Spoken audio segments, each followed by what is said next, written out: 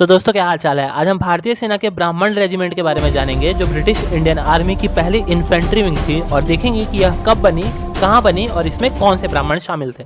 दोस्तों उत्तर भारत के मुख्यतः 3 ब्राह्मण समुदाय, पंजाब के मोहयाल, उत्तर प्रदेश हरियाणा के त्यागी और पूर्वांचल बिहार के भूमिहार ने सदियों से एक हाथ में शास्त्र तो दूसरे में शस्त्र के परंपरा को संजोए रखा है। तो कई लोगों को ऐसा लगता है कि ब्राह्मण आर्मी में या तो जाते ही नहीं हैं और यदि जाते भी हैं तो उनका रिप्रेजेंटेशन बहुत कम होता है। तो ऐसे लोगों को शौक लगेगा कि इंडियन आर्मी की हिस्ट्री की पहली इन्फेंट्री विंग एक ब्राह्मण रेजिमेंट थी। तो दोस्तों इंडियन आर्मी में मेनली 3 ब्राह्मण रेजिमेंट हुआ करती थी, जिसमें फर्स्ट ब्राह्मण्स, थर्ड ब्राह्मण्स और बंगाल रेजिमेंट शामिल थी। फर्स्ट ब्राह्मण्स की स्थापना 1776 में कैप्टन टी नेल्लोर ने अवध में की थी। फर्स्ट ब्राह्मण्स में मुख्यतः पूर्वांचल के भूमिहार ब्राह्मण, गढ़वाली ब्राह्मण और अन्य योद्धा ब्राह्मण शामिल थे। इनकी वर्दी में ऊंची खाकी पगड़ी, चटक लाल कोट जिसमें व्हाइट स्ट्राइप्स लगी होती थी और ब्लू ट्राउजर्स भी शामिल थे। इनकी आकर्षक वर्दी पर इनके अद्भुत युद्ध कौशल की वजह से अलग अलग मेडल्स लगे हुए थे जो इस वर्दी का मान बढ़ाते थे। ये तीनों रेजिमेंट आर्मी के इन्फेंट्री विंग से संबंध रखते थे। दोस्तों इन्फेंट्री का मतलब पैदल सेना होती है, जो किसी आर्मी का सबसे डिफिकल्ट विंग होता है। आर्मी के जवानों को घंटों पैदल चलना पड़ता था, जिसके वजह से अत्यधिक शारीरिक और मानसिक थकावट हो जाती थी।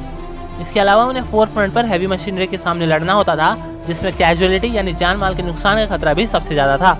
इतने हार्श कंडीशंस के बावजूद भी ब्राह्मण रेजिमेंट के योद्धाओं ने युद्ध जिस तरीके से अपने शौर्य और बहादुरी का परिचय दिया, उसके वजह से उन्हें कई बैटल ऑनर्स मिले और अलग अलग तमगों से उन्हें सम्मानित किया गया। इसी तरह जो तीसरी ब्राह्मण रेजिमेंट थी, जो सिर्फ नाम की बंगाल रेजिमेंट थी, क्योंकि इसमें 90% तक पूर्वांचल के भूमिहार और बाकी 10% में अन्य कान्यकुब्ज और सरयुपरीन ब्राह्मण शामिल थे, जो आज भी अपने पराक्रम की वजह से प्राउडली अपने नाम के साथ सिंह लगाते हैं। तो बात करते हैं उन्होंने कौन कौन से वॉर में पार्टिसिपेट किया था। तो फर्स्ट ब्राह्मण्स ने सबसे पहले सेकंड मराठा वॉर, उसके बाद एंग्लो नेपालीज वॉर, फिर सेकंड एंग्लो बर्मीज वॉर, फिर भरतपुर कैंपेन में पार्टिसिपेट किया था। उसके बाद वो 1857 की क्रांति में शामिल हुए। फिर 1914 में थर्ड ब्राह्मण्स के साथ विलय और फिर ब्रिटिशर्स की तरफ से फर्स्ट वर्ल्ड वॉर में उन्होंने लड़ाई लड़ी। फर्स्ट वर्ल्ड वॉर के बाद 1922 में फर्स्ट पंजाब रेजिमेंट में उनका विलय हो गया। फिर लगातार हो रहे विद्रोह की वजह से ब्रिटिश शासन ने 1931 में फर्स्ट ब्राह्मण्स को हमेशा के लिए बंद कर दिया। इसी तरीके से थर्ड ब्राह्मण्स ने सेकंड एंग्लो अफगान वॉर, उसके अलावा फर्स्ट ब्राह्मण्स के साथ मिलकर फर्स्ट वर्ल्ड वॉर में पार्टिसिपेट किया था। जबकि बंगाल रेजिमेंट में 1857 की क्रांति के बाद पूर्वांचली ब्राह्मणों की भर्ती पर रोक लगा दी गई थी। अब हम बात करते हैं रिलेशन विद ब्रिटिशर्स और कुछ मिथ।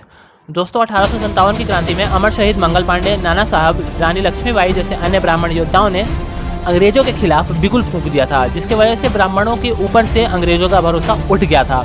जबकि वहीं उस क्रांति को दबाने के लिए राजपूत, जाट, पश्तून, पंजाबी, कुमाऊनी और गढ़वाली रेजिमेंट के जवानों ने चाहते और न चाहते हुए भी ब्रिटिशर्स का साथ दिया और विद्रोह को दबाने में मदद किया। लगातार हो रहे विद्रोह की वजह से ब्राह्मण अब ब्रिटिशर्स के आंख में खटक चुके थे। उसके बाद वर्ल्ड वॉर 1 में जब ब्रिटिशर्स ने भारतीय लोगों को यह प्रॉमिस किया कि अगर भारतीय सेना अंग्रेजों की ओर से पार्टिसिपेट करेगी तो वो भारत को आज़ादी दे देंगे, अपने देश के लिए न चाहते हुए भी सभी रेजिमेंट ने अलाइड फोर्सेज, जिसमें फ्रांस, इटली, जापान जैसे देश शामिल थे, उसके तरफ से युद्ध किया और ब्रिटेन को वर्ल्ड वॉर 1 जिताने में अपनी अहम भूमिका निभाई।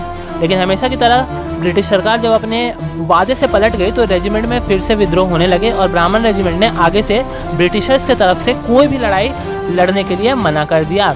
इसके अलावा कईयों ने रेजिमेंट को छोड़ दिया और कई अन्य तरीके से आज़ादी की लड़ाई में कूद पड़े। यहाँ आते आते ब्राह्मणों ने ब्रिटिश सरकार का बहुत नुकसान कर दिया था और अंग्रेजों को पानी सर से ऊपर जाता दिख रहा था, जिसकी वजह से पहले तो 1922 में पंजाब रेजिमेंट में विलय, फिर 1931 में हमेशा के लिए ब्राह्मण रेजिमेंट को बंद कर दिया गया।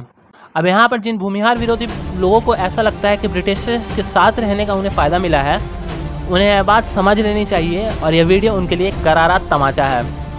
दोस्तों इन सभी रेजिमेंट में भूमिहार ब्राह्मण का सबसे अधिक योगदान रहा है, जिन्होंने अपनी वीरता से ब्राह्मण रेजिमेंट के शौर्य को बरकरार रखा है।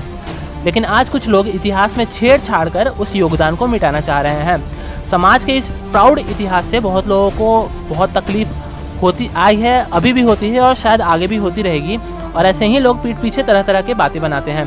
खैर, जिनके खुद के बस की कुछ नहीं होती, वैसे ही लोग ईर्ष्यापूर्वक दूसरे समाज के बारे में बातें बनाते हैं और फैलाते हैं। अगर आपको वीडियो अच्छी लग रही है दोस्तों तो लाइक सब्सक्राइब तो कर ही दें। साथ में सबसे ज़रूरी ये है कि आप वीडियो को शेयर करें, ताकि जिन लोगों को अभी भी अपने इतिहास के बारे में नहीं पता उन लोगों को पता चल सके, ताकि अगर उनके सामने कोई भी व्यक्ति अगर उल्टी सीधी बात करे तो वह उनके मुंह पे वीडियो फेंक के मार सके। बहुत बहुत धन्यवाद।